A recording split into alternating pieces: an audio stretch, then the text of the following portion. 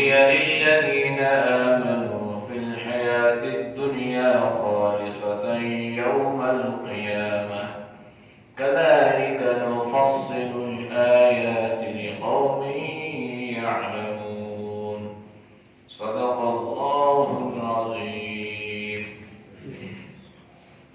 ترجمہ: یا بنی آدم، اے بنی آدم، خذو پکڑو، زینتکم اپنی زینت، عند کل مسجد ہر ایک نماز کے لیے،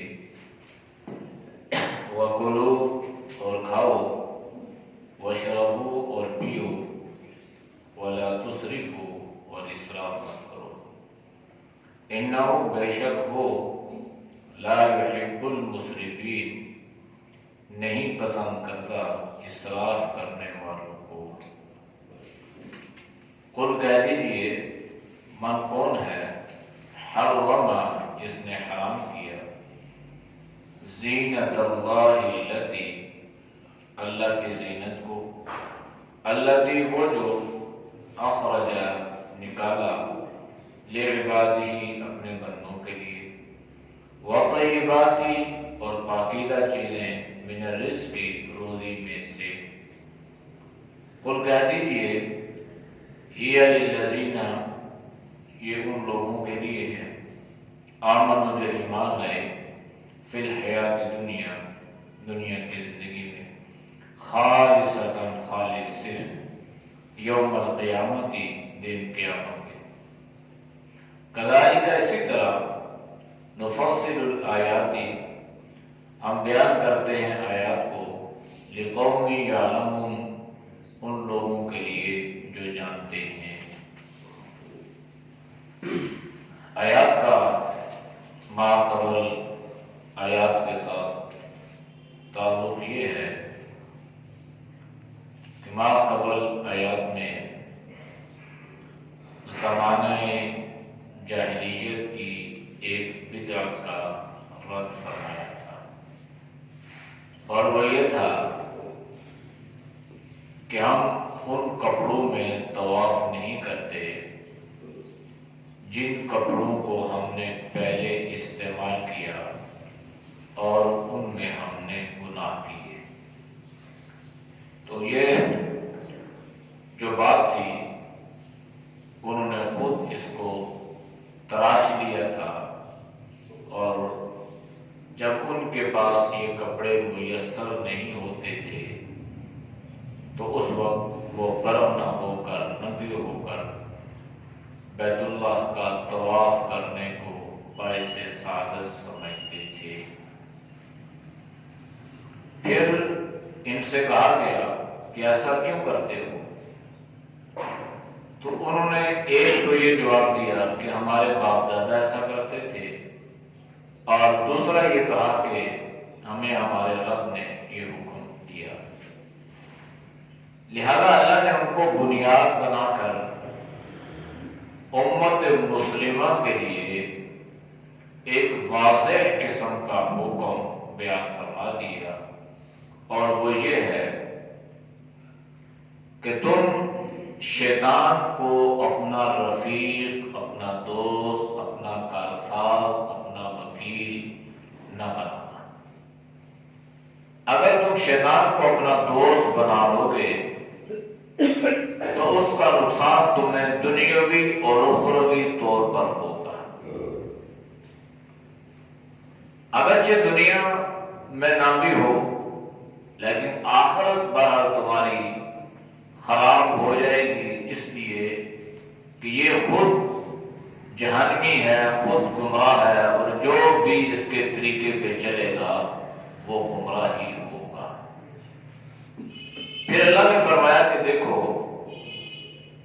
یہ شیطان تمہارا اس قسم کا دوست اور رفیق بنتا ہے کہ تم سے غلط کام بھی کرواتا ہے،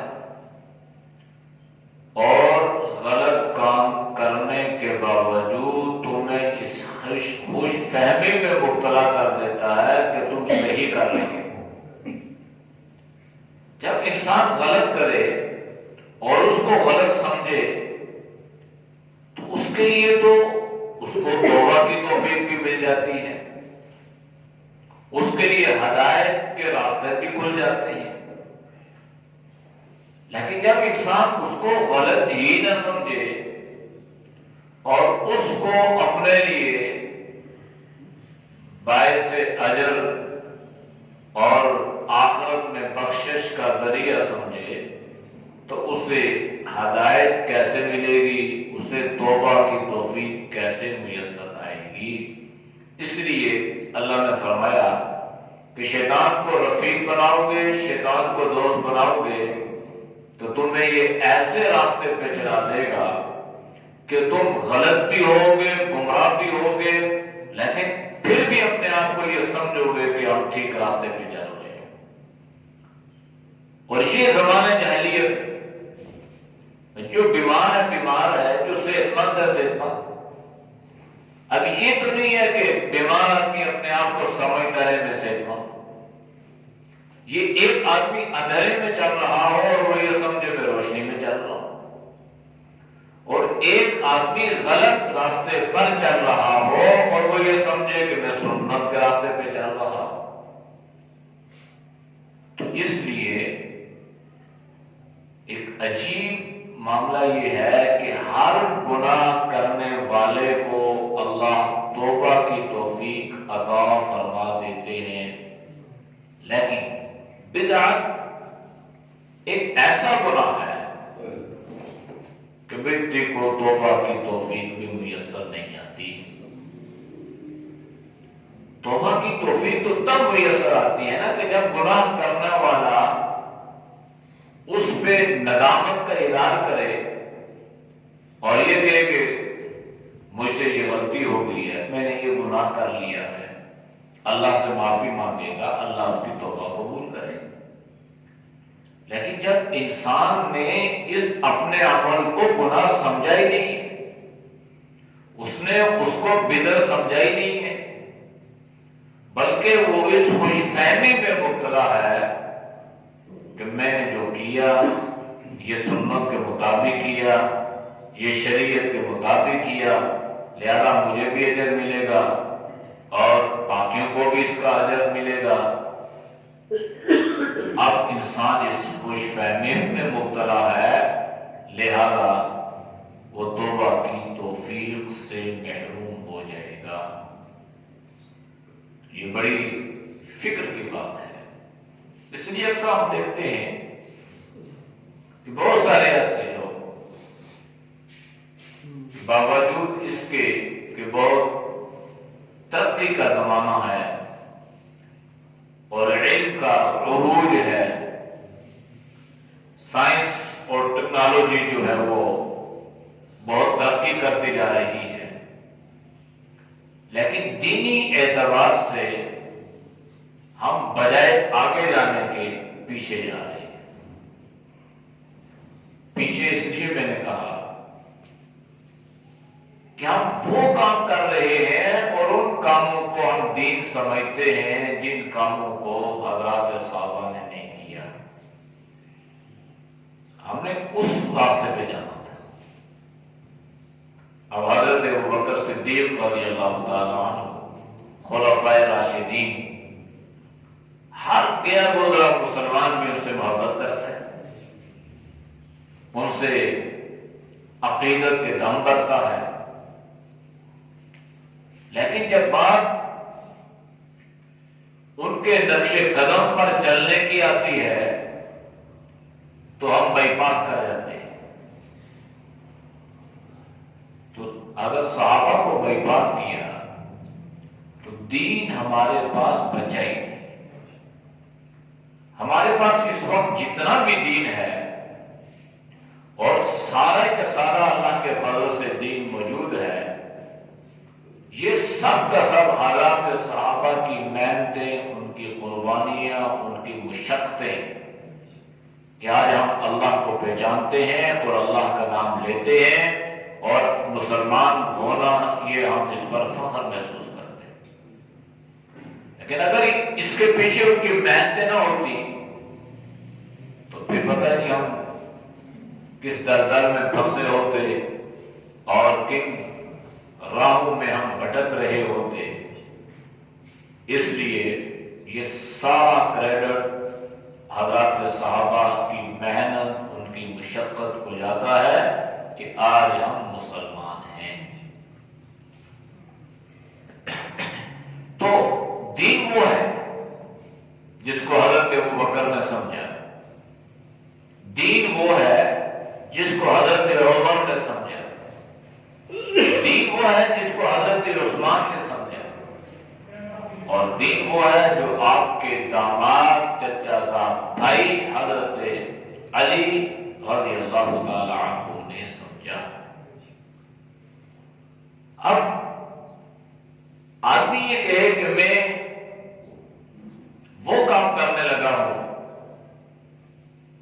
جس عمل کا صحابہ کو بھی پتہ نہیں چل سکا، یا وہ بھی خدا نخواستہ اس اجر و ثواب سے محروم رہ گئے، تو میرے خیال میں اس سے بڑی جہالت دنیا میں کوئی نہیں ہو سکتی۔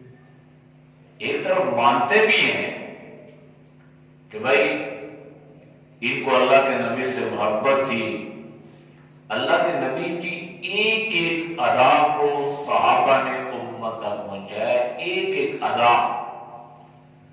اللہ کے نبی کیسے مسکرائے حدیث میں موجود ہے، اللہ کے نبی کیسے گفتگو فرمایا کرتے تھے حدیث میں موجود ہے، اللہ کے نبی کیسے وعظ و نصیحت فرمایا کرتے تھے حدیث میں موجود ہے، اللہ کے نبی اگر کسی پر غصے کا اظہار فرمائے تو اس کی کیفیت کیا ہوتی تھی حدیث میں موجود ہے۔ بلکہ یہ ساری باتیں چھوڑیں، ایک عجیب بات بھی حدیث کی کتابوں میں موجود ہے، اور یہاں تک لکھا ہے کہ اللہ کے نبی چلتے کیسے تھے، چلنے کی تشبیہ حدیث میں کیسے دی گئی ہے۔ حدیث میں فرمایا گیا کہ اللہ کے نبی یوں چلتے تھے جیسے 14ویں رات کا چاند گھاٹیوں سے طلوع ہوتا ہے، نکلتا ہے، باہر آتا ہے، اور اس کے آنے کا ایک بڑا خوبصورت منظر ہوتا ہے۔ فرمایا کہ اللہ کے نبی بھی یوں چلتے تھے۔ اب چڑھائی چڑھنا ہو تو آپ کی کیا کیفیت تھی حدیث کی کتابوں میں محفوظ ہے، آپ اترائی اترتے تو حدیث کی کتابوں میں محفوظ ہے۔ کون سا ایسا عمل ہے جس کو صحابہ نے، آپ کی ادا کو صحابہ نے محفوظ نہ کیا ہو؟ ایک ایک ادا کو صحابہ نے محفوظ فرمایا۔ بلکہ ہمارے اکابرین میں سے بزرگ گزرے ہیں، حضرت مولانا انور شاہ کشمیری رحمۃ اللہ علیہ، بہت علمی اعتبار سے اپنی مثالات تھے، اور جو ان کی قوت یاداشت تھی نا، قوت حافظہ، اس کے بارے میں لکھا ہے کہ وہ الازہر یونیورسٹی جو ہے وہاں مصر میں لائبریری قدیم، وہاں پہ گئی تو وہاں پہ انہوں نے ایک کتاب اٹھائی، اس کا مطالعہ کیا، کتاب ان کو بڑی پسند ہے۔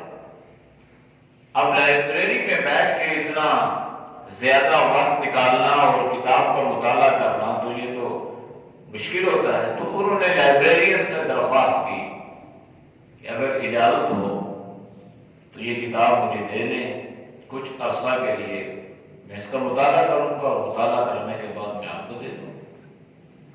تو اس نے کہا حضرت ہمارے ہاں اصول یہ ہے کہ کتاب باہر لے کے نہیں جا سکتے، آپ مطالعے کے لیے یہاں آ سکتے ہیں،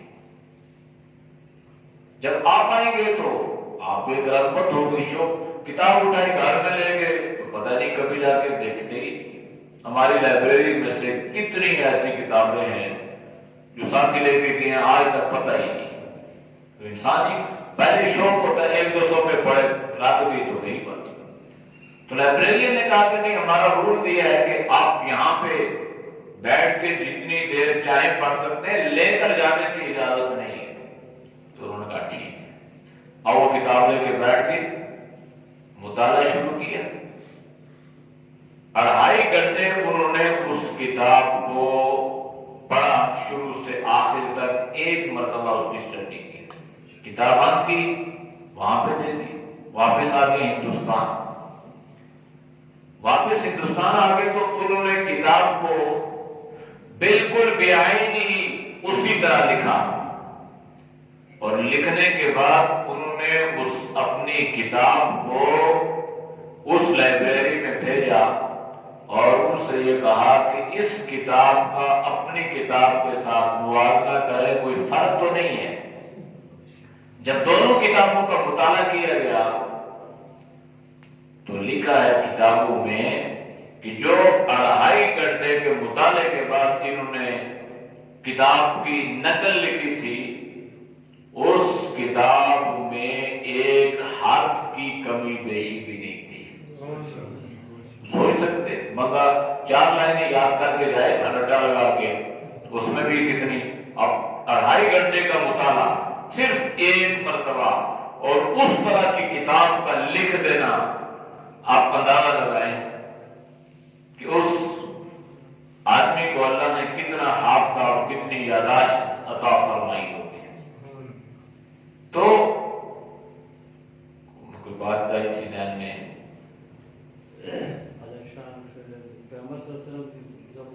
ہاں یہ بات ادھر سے ادھر آ گئی۔ اصل جو میں ان کا نام جو ذہن میں آیا وہ یہ تھا کہ جب یہ حدیث پڑھا رہے تھے، ایک حدیث کی کتاب ہے شمائل ترمذی، جس میں جناب نبی کریم صلی اللہ علیہ وسلم کے اخلاق، آپ کے آداب، آپ کا رہن سہن، یہ ساری چیزیں اس میں جمع ہیں۔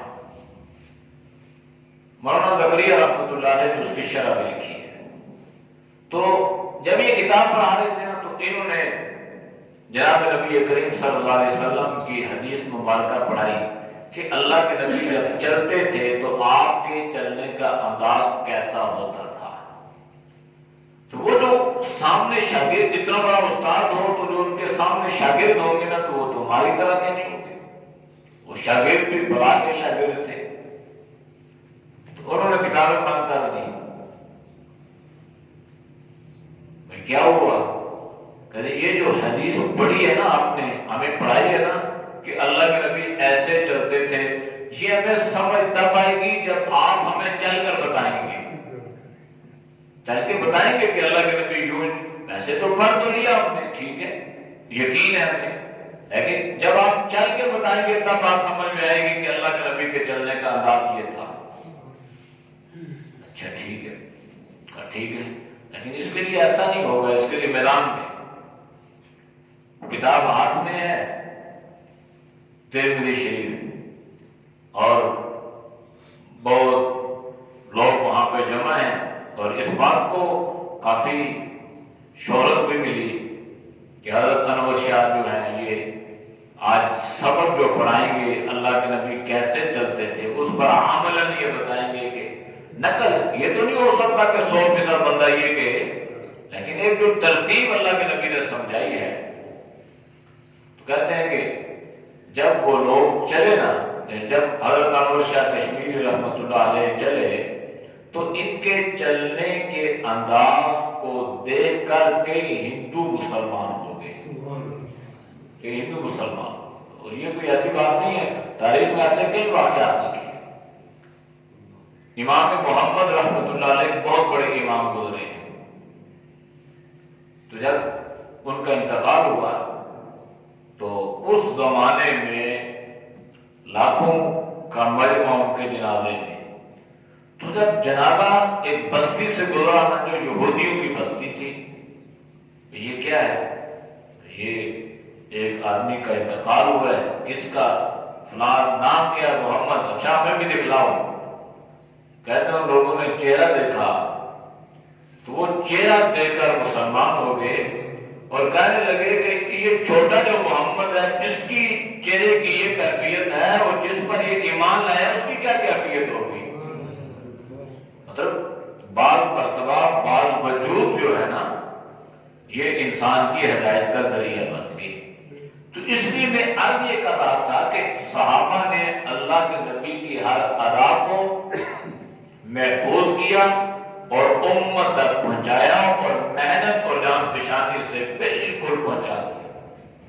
آپ عیادت کیسے کرتے تھے، بیمار پرسی کیسے کرتے تھے، جنازے میں آپ کی شرکت کیسے ہوتی تھی، غسل کیسے دیا جاتا تھا، کفن مرد اور عورت کا کیسے دیا جاتا تھا، جنازہ اٹھا کر چلنے کی ترتیب کیا تھی، جنازگاہ میں آپ چلے جاتے آپ جنازہ کیسے پڑھاتے تھے، جنازے کے بعد تدفین کیسے کرتے تھے، ایک ایک عمل صحابہ نے دیکھا اور امت تک پہنچایا اور کوئی چیز صحابہ نے چھوڑی نہیں. تو ہمارے لیے تو ایک طرف یہ کہتے ہیں کہ جناب ہمیں ان سے محبت عقیدت ہے اور ہونی بھی چاہیے، تو دوسری طرف سے ہم بائی پاس کرتے ہیں. وجہ کیا ہے؟ شیطان کو اپنا دوست اور رفیق بنا لیا ہے اور اس شیطان کی رفاقت ہمیں اس نہج پہ لے آئی ہے، اس مقام پہ لے آئی ہے کہ ہم گمراہی کی دلدل میں پھنستے جا رہے ہیں اور ہم اس خوش فہمی میں مبتلا ہے کہ ہم ہدایت کے راستے پر چل رہے ہیں. یہ بات اصل ہے اور یہ بڑی خطرناک بات ہے، کیونکہ میں نے آپ کے سامنے ذکر کیا کہ اگر ہم اس خوش فہمی میں مبتلا رہیں گے تو پھر عین ممکن ہے کہ ہم ہدایت سے محروم رہ جائیں اور ہمیں اللہ توبہ کی توفیق بھی عطا نہ فرمائے. اس لیے اللہ نے فرمایا نا کہ یہ شیطان آپ سے یہ کام کرواتا ہے، تو ایک کام تو شیطان نے مجھ سے یہ کروایا، اب دوسرے کا اللہ نے اس آیت میں اس انداز سے ذکر فرمایا ہے، یا بنی آدم، اے بنی آدم، خذوا زینتکم، پکڑو زینت کو، عند کل مسجد، ہر ایک نماز کے لیے. زمانے جاہلیت میں جو بات ذکر کی نا، تو اب وہ جو طواف تھا وہ مسجد حرام کے اندر ہے. تو اس کا مطلب یہ ہوا کہ آپ کو دو گناہ کر رہے ہیں، ایک بیت اللہ کا طواف اور دوسرا مسجد حرام میں ننگا ہو کر آنا اور برہنہ ہو کر آنا. تو اللہ نے حکم یہ دیا، اے بنی آدم، یہ تمہاری جو جہالت ہے نا یہ غلط ہے، لہذا ہر ایک نماز کے لیے لباس کا اختیار کر لینا یہ فرض کے درجے میں ہے، جس کو ستر عورت کہا جاتا ہے. ستر عورت کے بغیر جو ہے نماز نہیں ہے، اس لیے کہ یہ نماز کے فرائض میں سے ہے. اور زینت سے بات یہ بھی ہے کہ ایسے لباس میں نماز پڑھو، اللہ کے دربار میں حاضر ہو کہ وہ لباس پہن کر تم لوگوں کے سامنے جانے میں آر محسوس نہ کرو، اس کو معیوب نہ سمجھے لو. لیکن ہمارا جو طریقہ ہے نا بالکل اس کے برعکس ہے. شادیوں میں، فنکشنوں میں بڑا خوبصورت لباس اور ٹپ ٹاپ اور یہ وہ سب کچھ، لیکن جب ہم اللہ کی بارگاہ میں آئیں گے تو بالکل انہیں جس لباس میں سوئے ہوئے ہوں گے اسی لباس سے اٹھ کے آ کے نماز میں شریک ہو جائے. اور یہ لباس پہن کے دفتر آپ جا سکتے ہیں، یہ لباس پہن کے آپ کسی شادی میں جا سکتے ہیں؟ نہیں. چلو لباس کو چھوڑ، آج کل یہ جو ٹوپیاں رنگ فرنگیاں آئی ہیں مسجدوں میں رکھی، بھئی یہ ٹوپی ایسی ہے کہ اس کو پہن کے کوئی آدمی بازار نہیں جا سکتا، اور یہ پہن کے آ کے مایوب سمجھتے ہیں. اور ہے بھی ایسی، ان کی حالت بھی ایسی ہوتی ہے، پہن جاتے ہیں پھر نہ وہ دھوتی ہے نہ وہ صاف ہوتی ہے، بس کوئی ادھر سے پڑتی ہے کوئی ادھر سے پڑتی ہے، کوئی اٹھا کے ادھر پھینکتا ہے کوئی ادھر پھینکتا ہے. اب یہ ٹوپیاں نماز، بھائی اگر آپ نماز کے لیے آتے ہیں تو آپ نمازی ہیں، کبھی ایسا ہو جائے تو ٹھیک ہے، لیکن یہ عادت نہیں ہونی چاہیے. یا نماز کے لیے آپ آئے تو کے ساتھ پہلے کی نماز بات کو ان کو اتنی زحمت بھی نہیں ہوتی. اس لیے نماز کے لیے بہرحال ایسی چیز کہ جس کو لوگ معیوب نہ سمجھیں، اس طرح کا لباس پہن کر اللہ کے سامنے آنا ہے. وَكُلُوا وَاشْرَبُوا وَلَا تُسْرِفُوا، کھاؤ پیو اور اسراف مت کرو. اب ذکر تھا نماز میں آنے کے لیے اور نماز میں زیب اور زینت کو اختیار کرنے کا، اور ساتھ اللہ نے کھانے پینے کا ذکر کر دیا. بھئی آپ نماز پڑھنے آتے ہیں، کھانے پینے کے لیے آتے ہیں نا. کوئی اگر انسان سوچے کہ نماز کا ذکر اللہ نے کیا خُذُوا زِینَتَکُمْ عِندَ کُلِّ مسجد، اور ساتھ اللہ نے فرمایا کھاؤ پیو، تو یہ جو زینت کی بات تھی نا، ایک تو یہ رد تھا ان لوگوں کا جو اس طرح برہنہ لباس یا بالکل ننگے ہو کر مسجد میں آتے تھے، ایک تو یہ رد تھا.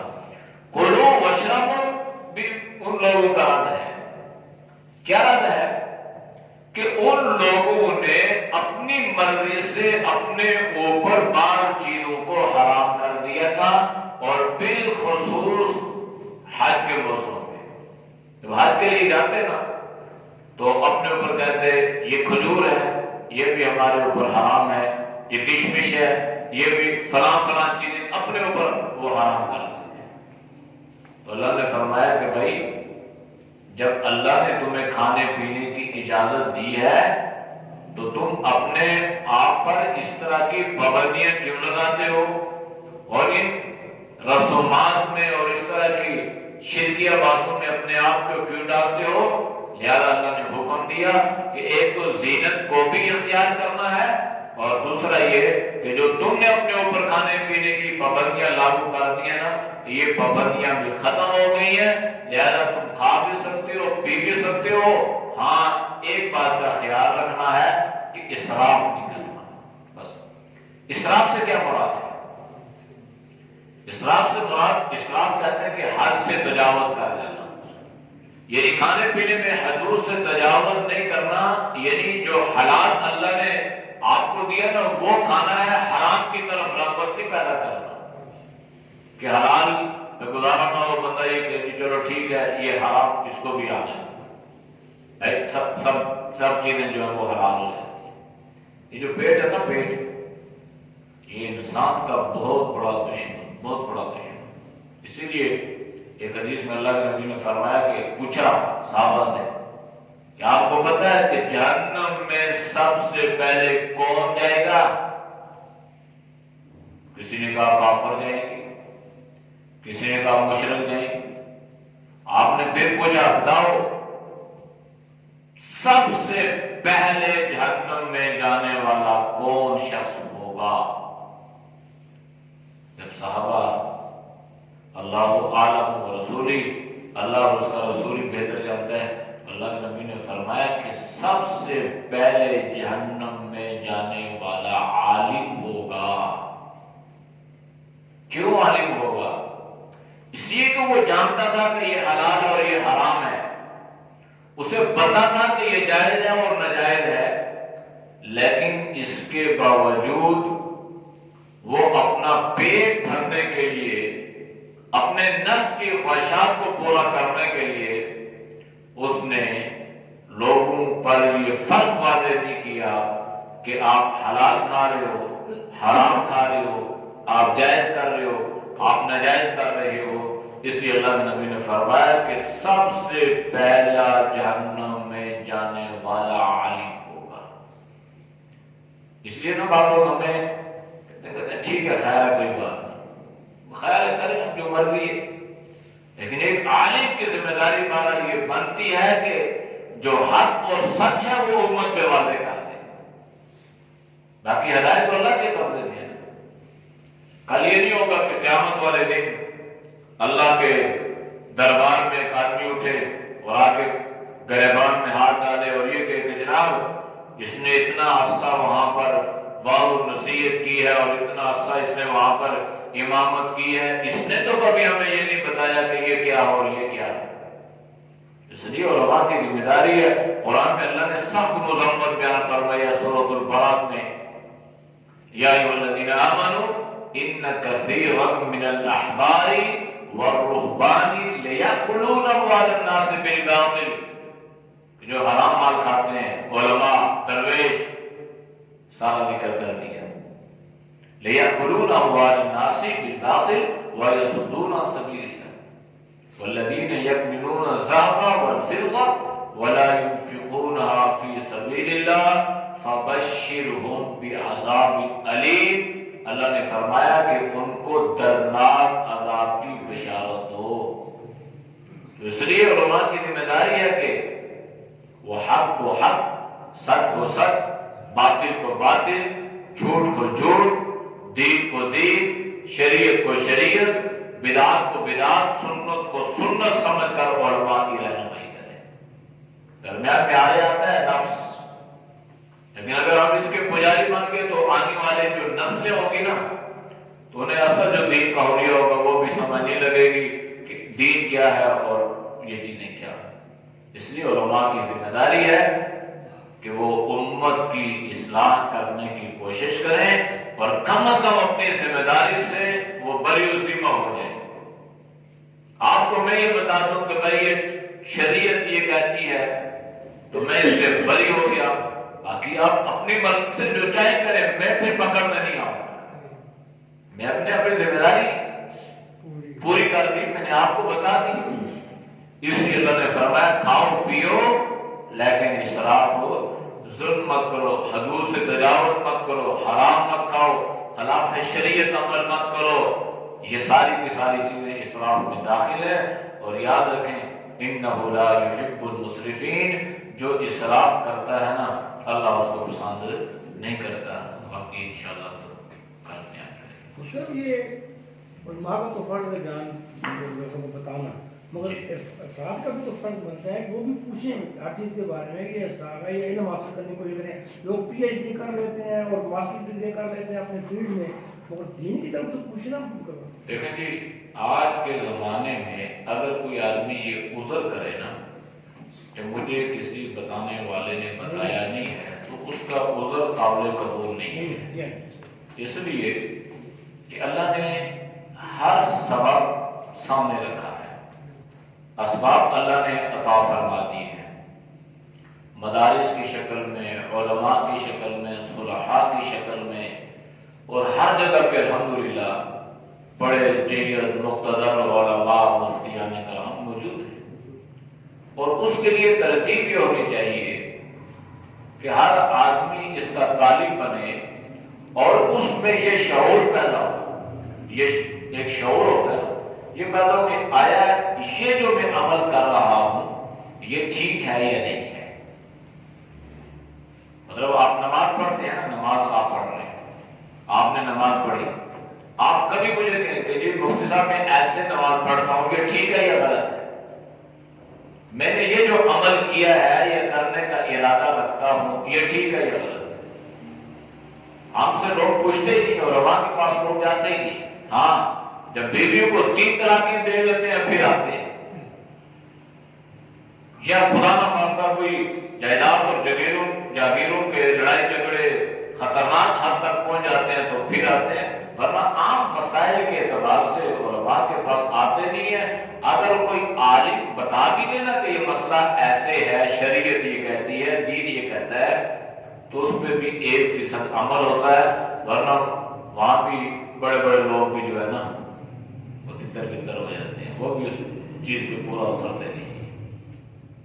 تو باقی اعمال میں جو کوتاہیاں ہیں نا یہ تو علماء سے بھی ہوتی ہیں، عوام سے بھی ہوتی ہیں، اس کا تو کوئی ایسا اللہ نے توبہ کا دروازہ کھلا چھوڑا ہے، اللہ تعالیٰ سب کو معاف کرے، معافی مانگنی چاہیے۔ لیکن خطرناک بات جو ہے نا وہ بدعت کی ہوتی ہے، اس لیے کہ جب میں کام کر رہا ہوں نا اس کو میں غلط سمجھ بھی نہیں رہا تو میں اس پہ توبہ کیسے کروں گا، اس پہ رجوع اللہ کیسے کروں گا؟ اس لیے بہرحال عوام کی بھی ذمہ داری ہے، ان کے پاس کوئی حجت یا کوئی راستہ باقی نہیں ہے فرد میں اپنے محلے کی سطح پہ اگر بات کروں تو الحمدللہ کسی اعتبار سے کوئی کسی آدمی کے پاس کوئی عذر نہیں ہے. کوئی یہ نہیں کہہ سکتا کہ میں آپ کو 1 بجے کے دروازے پہ گیا ہوں اور انہوں نے دروازہ یا گیٹ نہیں کھولا اور مجھے یہ مسئلہ نہیں بتایا. آپ کو 1 بجے بھی لوگ آتے ہیں، سویا ہوا اٹھتا ہوں، لوگ فون پہ مسائل پوچھتے ہیں، دور دور سے مسائل آتے ہیں، واٹس ایپ پہ آتے ہیں، میسج آتے ہیں. تو اللہ کے فضل سے کسی کو مایوس نہیں کیا، تو شریعت کا جو حکم ہے اس ترتیب سے ان کی رہنمائی کی ہے. لیکن جو نہ آئے، جو نہ پوچھے، تو اب پیاسا جو ہے نا وہ تو کنویں کے پاس آتا ہے، لیکن کنواں تو پیاسے کے پاس نہیں جاتا. لیکن میں پھر بھی جاتا ہوں. میں اللہ تعالیٰ قبول فرمائے، یقین کریں ہم تو لوگوں کی منتیں کرتے ہیں، منت سماجت کرتے ہیں کہ بھائی خدا کے لیے یہ کام کرو اور یہ نہ کرو. حالانکہ اس میں ہمارا کوئی نفع نقصان نہیں ہے، لیکن ان کے لیے اس لیے یہ ہے کہ علماء بھی اپنی ذمہ داری پوری کریں. اور آج کے دور میں بطریق احسن پہلے سے زیادہ اس پر محنت کی ضرورت ہے. جتنے فتنے بڑھتے جا رہے ہیں اتنی ذمہ داریاں بھی بڑھتی جا رہی ہیں، لیکن اس سے آپ لوگ بھی بری نہیں ہیں. یہ بات نہیں سن رہے، علماء تو آئے ہیں نا. جس کو مسئلے کا علم ہو گیا، جس کو سمجھ میں آ گئی، جس کو پتہ چل گیا یہ ٹھیک ہے یہ غلط ہے، اس کی ذمہ داری ہے کہ وہ کم از کم اپنا کردار ادا کر دے، بتا دے کہ بھائی یہ شریعت ہے اور یہ غیر شریعت ہے، اس پہ عمل کریں گے ثواب ملے گا، اس پہ نہیں کریں گے تو اس گناہ. اگر یہ ساری چیزیں بطور امتی ہونے کے ہم اب اس کا احساس کریں اور لوگوں میں اس شعور کو بیدار کرنے کی کوشش کریں، تو اللہ کے فضل سے زمین جو ہے وہ اس قابل ہے، زرخیز ہے کہ وہاں پہ اگر محنت کی جائے تو وہ فصلیں اگ سکتی ہیں. لیکن بہرحال ہمیں اس چیز کا اعتراف بھی کرنا چاہیے کہ ہماری محنت میں کمی ہے اور کوتاہی ہے. مجھے بدعات کا تو آپ نے بتایا کہ اس کو معافی کی اس کو توفیق ہی نہیں ملتی ہے. جو معاملات ہیں، ایک بندہ ساری زندگی دودھ میں پانی ملا کے بیچتا رہا، آخر میں آ کے توبہ کرتا ہے، جتنے لوگوں کو اس نے بیمار کیا، دوائیوں میں ملاوٹ کرتا رہا، کھانے پینے کی چیزوں میں. اب چکر یہ ہے کہ معاشرے میں آپ اوور آل دیکھیں نا، اگر کوئی تبدیلی نظر آئے نا کہ جیسے چلو جی آج کیا نا 10 لاکھ بندوں نے آج کیا، واپسی پہ ان میں سے 5% بھی ٹھیک ہو جائے نا، آپ پریکٹیکلی آپ دیکھیں نا، پریکٹیکلی کہ یار کتنے بندے سچ بولتے ہیں، کتنے فراڈ کرتے ہیں، کتنے حلال کھا رہے ہیں، کتنے حرام کھا رہے ہیں. دیکھو نا، یہ ہر سال آج کے موسم میں یہ بات کہتا ہوں، ہمارے پاکستان سے اس سال کے علاوہ ہر سال تقریباً پاکستانی 1.5 سے 2 لاکھ بندہ حج کرتا ہے ہر سال، اور عرصے سے کر رہے ہیں. اور ماشاء اللہ کہیں ایسے بھی ہیں جنہوں نے، یعنی ہمارے گھروں میں شاید کوئی ایسا گھر ہو جس میں حاجی نہ ہو، شاید کوئی ایسا گھر ہو، ورنہ اللہ کے فضل ہر دوسرے گھر میں حجاج کرام. تو اگر ہر حج کرنے والا آدمی وہ توبہ کر کے آ جائے، اس کے بعد وہ، تو ہمیں حکومتوں سے مطالبات کرنے کی ضرورت ہی پیش نہ ہے. اسلامی انقلاب تو ایسے ہی آتا ہے نا، خود انقلاب آئے، لیکن ہم یہ کہتے ہیں خیر وہ کر رہا ہے تمہیں سے پیچھے کیوں. دوسری بات یہ ہے کہ معاملات میں تو ہم اس سے بھی زیادہ کمزور ہیں، لیکن معاملات کا جو تعلق ہے نا وہ یہ ہے کہ فرض مال میں نے کسی کے ساتھ دھوکہ کیا یا فراڈ کیا، اس کے ازالہ اللہ نے رکھا ہے کہ اگر اب مجھے احساس ہو گیا، فرض مال میں نے کسی بندے کے پیسے کھائے تھے آج سے 20 سال 50 سال پہلے، اب مجھے اس کا شعور پیدا ہوا، یہ احساس ہو گیا کہ میں نے غلط کیا، تو اس کا حکم شریعت نے بیان کیا ہے، وہ ازالہ ہے اس کا. پہلی بات تو یہ ہے کہ میں توبہ کروں گا کہ استغفار کروں گا، یا اللہ میں نے تو اس وقت مجھے سوئی بوجھ نہیں تھی، میں نے یہ کیا. دوسری بات یہ ہے کہ اس کا ازالہ اس صورت میں کیا جائے گا کہ اگر کسی کا لین دین ہے تو اس کے ورثاء کو تلاش کر کے اس کو دیا جائے گا. ازالہ ہے نا، اگر ورثاء بھی نہیں ملتے تو آپ اس کی طرف سے وہ رقم صدقہ کر دیں گے. شریعت نے ترتیب رکھی ہے وہاں اس چیز کے اعتبار سے. ہاں اگر خدا نہ خواستہ کوئی قتل ہو گیا یا اس طریقے سے تو اس کی بھی شریعت نے ترتیب رکھی ہے.